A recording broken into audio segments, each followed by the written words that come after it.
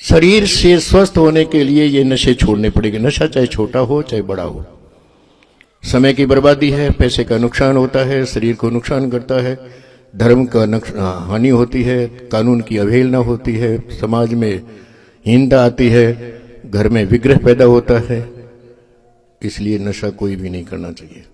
परंतु आज के समय में तो शराब बढ़ गया। कोई आज से पहले नहीं था इतना, आज से 50 साल पहले नहीं था। आज तो बड़े बूढ़े भी बैठ करके पीने लग गए और उनको देखा देखे छोटे भी तो सीखते ही हैं।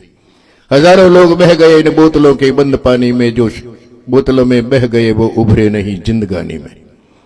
छोटा सा कंकर लेकर के आप पानी में डालो, तालाब में, कुएं में, तो आवाज आएगी डुबक।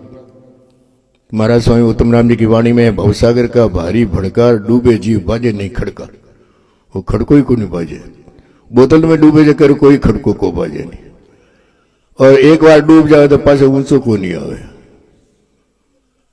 ये हमारे व्यसन पीछे पड़े हुए हैं। ये शरीर की दोषों का निवारण करने से हमारा शरीर शुद्ध होता है। ऐसे ही मन के बीच में भी 3 दोष है। बिना काम की चिंता कभी नहीं करनी चाहिए। बिना काम की चिंता करने वाले ही पागल खाने में जाते हैं। पागल खाने में जाने वाला क्या, ये काम क्यों हुआ, कैसे हुआ, अब कब होगा, ऐसी चिंता कभी भी नहीं करनी चाहिए। बीते हुए समय को और आने वाले समय को भूल जाओ। जो वर्तमान समय है उसका सुधार करो।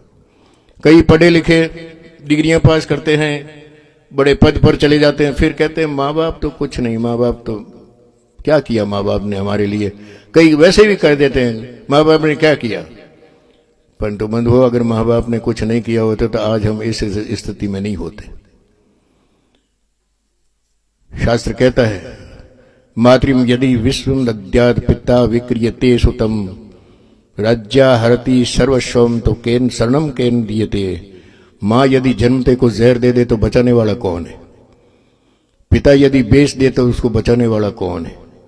राजा यदि सब कुछ हरण कर ले, जब्त कर ले, देश निकाला दे दे तो उसको बचाने वाला कौन है। फिर भी हम कहते माँ बाप का ही करियो। ये हमारी हीनता, ये कृतघ्नता। तो कहने का अर्थ ये, बड़ों की मर्यादा हम छोड़ रहे हैं। बड़ों की मर्यादा पालन करनी चाहिए। माता पिता से बड़ा कोई नहीं होता, चाहे कितने भी पद बड़ा हो जाए। आज आचरणशीलता में मनुष्य को चिंता से मुक्त रहना है। दूसरा मन का दोष है तृष्णा। अपनी औकात से ज्यादा कोई कामना मत बढ़ाओ। मेरी औकात तो 1000 10,000 की है और मैं 1 लाख का व्यापार कर दूं, 1 लाख की सौदा कर लूं, तो मुझे भागना पड़ेगा, चिंता करनी पड़ेगी, उधार लेना पड़ेगा, फिर ब्याज भरना पड़ेगा, डूबने का खतरा रहेगा। इसलिए अपनी औकात से ज्यादा तृष्णा मत करो। तृष्णा और चिंता उसकी करो जो हमारे हाथ में है, हम कर सकते हैं। तीसरा दोष मन का है कि हम पराया अवगुण देखते हैं। दूसरे का दोष, ये क्यों खाता है, ऐसा क्यों पहनता है, ये अमूमन ज्यादा है। हर मनुष्य के बीच में ये रहते हैं कि ये मनुष्य सुखी कैसे है, ये मनुष्य ऐसा क्यों। मनुष्य अपने स्वभाव से दुखी कम है, दूसरे को सुखी देख करके और ज्यादा दुखी हो रहे हैं। ये आज मनुष्य का स्वभाव हर प्राणी का बन गया है। तो मनुष्य को चिंता मुक्त रहने के लिए दूसरों की दोषों को त्याग करो।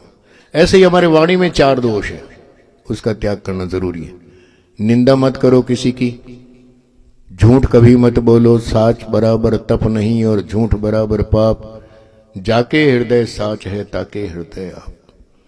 निंदा कभी मत करो। नानक जी ने कहा है, नानक निंदा जो करे तो मीत हमारा सोए, आप ही जावे नरक में तो पाप हमारा धोए। हमारे पापों को धो करके वो नरक में जाता तो वो हमारा मित्र है। कबीर जी ने ऐसा कहा है, निंदक नियरे राखिए आंगन कुटी छवाए। निंदा करे उसको नजदीक बैठो।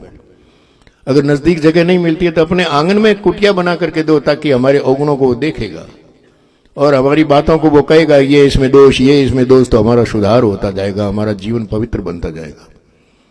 आंगन कुटी छवाए, बिन साबुन पानी बिना तो निर्मल करे स्वभाव। बिना पानी बिना साबुन से हमारे स्वभाव के मेल को साफ कर देता है। तो निंदा किसी की मत करो, किसी दूसरे के पापों को मत धो, झूठ मत बोलो और काम से ज्यादा